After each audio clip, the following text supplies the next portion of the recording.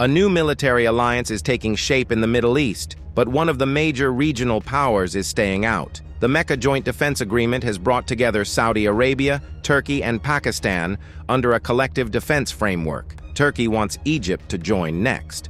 But behind the diplomatic optimism, Cairo is making a very different calculation. Signed in Mecca on August 7th, the agreement is designed to strengthen collective deterrence, intelligence sharing, and military cooperation.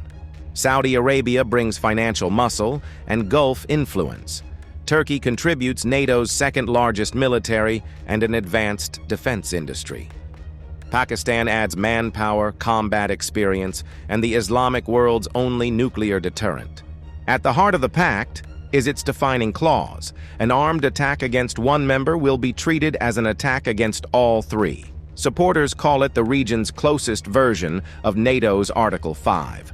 But unlike NATO, the agreement leaves the military response flexible, allowing governments to decide how they intervene during a crisis.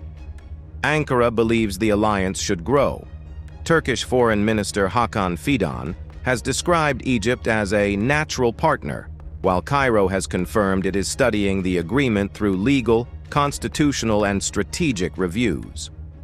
On paper, Egypt looks like the perfect addition, with one of Africa's strongest militaries and control of the Suez Canal. But Egypt's hesitation begins with India. Over the past few years, Cairo and New Delhi have built one of the strongest strategic partnerships in the global south. The two countries conduct military exercises, explore defense technology cooperation, and are expanding trade and investment. Joining a Pakistan-led security pact could jeopardize that carefully balanced relationship. The biggest dilemma is Pakistan itself. Islamabad's security doctrine remains centered on its rivalry with India. If tensions between the two neighbors escalate, Egypt could face pressure under a collective defense arrangement. Even the perception of siding with Pakistan could damage Cairo's long-term strategic goodwill with New Delhi, a risk Egyptian policymakers appear unwilling to take. Ironically, Saudi Arabia may not be pushing hard for Egypt's entry either. Riyadh has reportedly grown frustrated with Cairo's cautious military posture, particularly after Egypt declined to deploy ground troops during the Yemen conflict. From the Saudi perspective, Turkey and Pakistan offer more expeditionary capability, making a lean three-country alliance easier to coordinate. Egypt must also balance two other relationships. The UAE is now Cairo's most important economic partner, yet Abu Dhabi is not part of the Mecca Pact. At the same time, Egypt has maritime agreements with Greece and Cyprus, while Turkey remains locked in disputes with both countries over Mediterranean waters. Joining Ankara's alliance could therefore create friction on multiple fronts. Domestic law adds another obstacle. Egypt's constitution requires formal consultation and parliamentary approval before deploying troops abroad. An automatic collective defense commitment could conflict with those constitutional safeguards.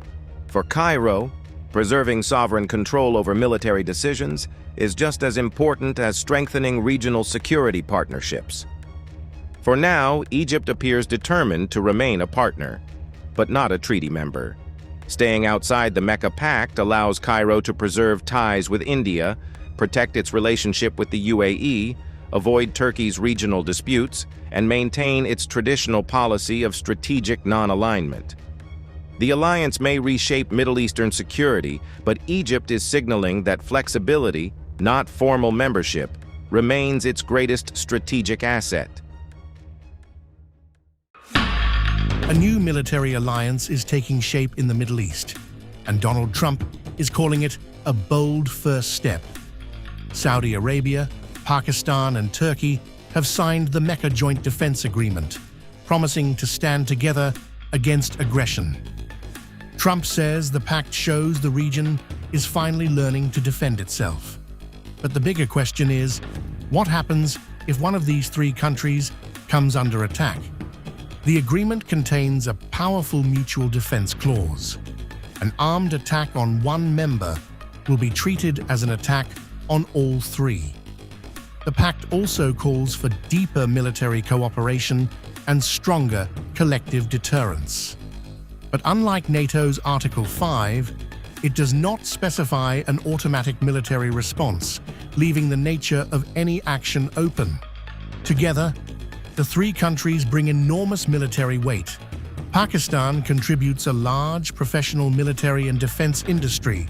Turkey brings NATO's second-largest military and an increasingly advanced defense sector. Saudi Arabia brings deep financial resources, strategic geography, and influence across the Gulf. The alliance combines manpower, money, and military technology. The timing is just as significant. The agreement comes as the US-Iran conflict continues to reshape security across West Asia. Tehran has faced mounting pressure, while attacks involving Iran and its regional allies have raised fears of a wider confrontation. The three nations have also pledged support for efforts to find a resolution to the conflict. Ankara insists this alliance is purely defensive and not directed at any specific country. Turkish Foreign Minister Hakan Fidan compared its collective defense principle to NATO's Article 5 and suggested the pact could eventually expand. Egypt has already emerged as one possible future member.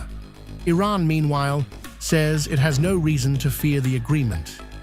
Tehran argues the pact reflects a broader shift, regional countries relying more on their own capabilities instead of outside powers for security. But with Saudi Arabia, Turkey, and Pakistan now moving closer militarily, the balance of power in the region could be entering a new phase. For now, calling it an Islamic NATO may be premature. The three countries still need to turn a political commitment into real military coordination. There is no automatic war plan, no integrated command, and no guarantee that all three would fight together.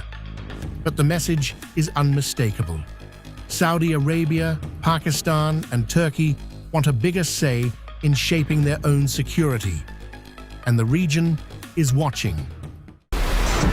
Saudi Arabia, Pakistan, and Turkey are building a powerful new military partnership, and the numbers alone are striking. Together, the three countries bring nearly 1.4 million active troops, more than 3,400 military aircraft, over 6,000 tanks, and hundreds of naval assets. Their new Mecca Joint Defense Agreement even says an attack on one will be treated as an attack on all. But calling it an Islamic NATO may be getting ahead of reality. The agreement goes beyond a political declaration. Saudi Arabia, Pakistan, and Turkey plan to establish a joint mechanism bringing together defense and foreign ministers, along with military chiefs. Joint exercises are also being planned, while future cooperation could expand into defense production and technology sharing. The bigger question is whether these plans can turn three powerful but very different militaries into one credible security force.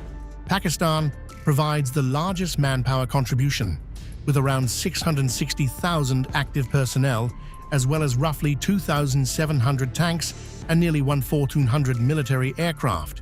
Turkey adds about 481,000 troops and a sophisticated defense industry spanning drones, missiles, sensors, and electronic warfare. And Pakistan brings another major strategic asset, the country's nuclear capability. But Saudi Arabia brings something the others cannot match: money. Riyadh's estimated 2026 defense spending is around $64 billion, compared with roughly $51 billion for Turkey and just over $9 billion for Pakistan. That financial muscle could help fund joint exercises, weapons development, and new defense projects, while giving Pakistan an opportunity to expand its defense industry and military ties with Saudi Arabia. For Riyadh, the partnership could provide another layer of security at a time when regional conflicts have exposed the limits of relying on a single strategic partner. Turkey offers advanced military technology, while Pakistan offers manpower, operational experience, and nuclear deterrence.